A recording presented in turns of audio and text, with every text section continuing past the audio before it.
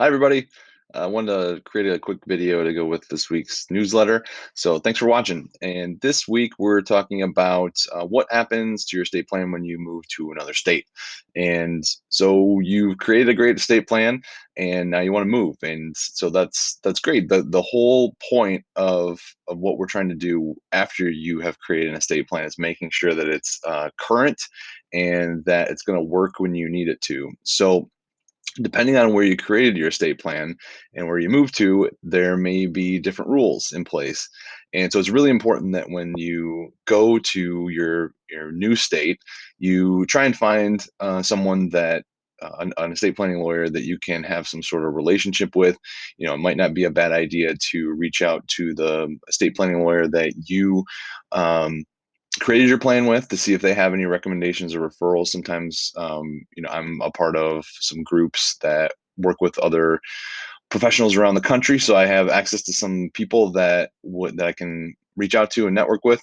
So that would be probably the first thing that you'd want to do is see if you can get a referral for someone in the new state that you worked with, because the point is when I work with everybody, if you work with me, you know that every year, which is included in all of my plans, we go through and update all your plans and make sure that everything's correct, and see if any changes need to be made. And that's something that's really important about after you create your estate plan. So you want to find somebody that's going to do something like that. So they're going to want to you're going to have want to have a relationship with someone, and um, you know, trying to feel them out, see what their, thoughts and beliefs are about, having a long-term relationship with their clients. Some attorneys aren't really into that. They just want to do a one-time thing where they get paid and they create a document and then say, see you later. And then you never see them again. And that creates a situation where your documents aren't going to be, worth very much because they've not been updated. So when you move, some things you need to pay attention to, because different states have different laws about different things. They have to be, a lot of states respect things like a will, or a trust, but there are some states that have different rules of, perhaps the way they treat property among spouses. Things like that. There's also things to consider, like if you created a trust and your trustees are now in the state that you left, that might be difficult to administer your trust because now they are in a different state. Some property may need to be changed to the trust. For instance, if you had a home, you sold it, you bought a new house, you need to make sure that you're updating your trust to fund the trust. And if you worked with me, you kind of know what that means. You're basically retitling these assets and you're putting them in the trust, and make sure that the trust has these assets in them, because when you die, then you want them to avoid probate. So there's a lot of things to pay attention to, but I think the big thing to really um, be mindful of is trying to find another lawyer in a different state. If your lawyer is not licensed in another state, a lot of lawyers are not licensed in multiple states, um, because each state has a bar exam, and some attorneys don't want to have to take another bar exam after they just work so hard to pass one. So first thing, make sure you find a lawyer in another state that can help you. Number two, and they'll be able to guide you with taking a look at what you've already created and making sure that what you have will work in whatever state you're at. So other things to be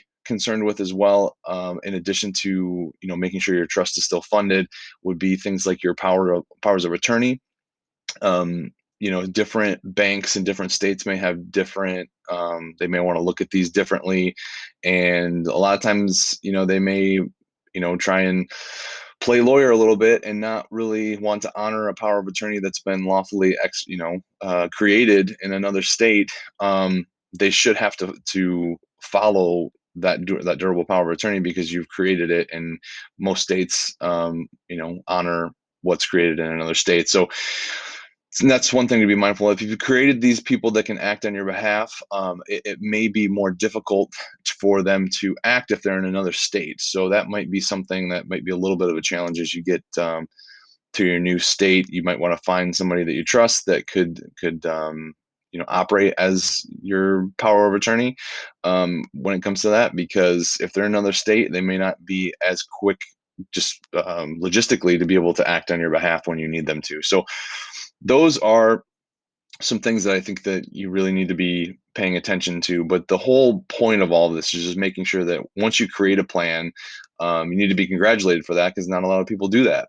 But then you need to make sure that you keep it updated, and the way to do that is you either continue your relationship with your attorney that helped you create it, or if you're moving to another state, try and find somebody that would be a good fit for you that can help you down the road, help sure and make sure that you're um, abiding by the particular laws of the new state that you're moving to, and can help you update things as plans and things change in your life as often they do. So thanks so much, and I hope you have a good rest of your week, and take care, guys. All right, bye.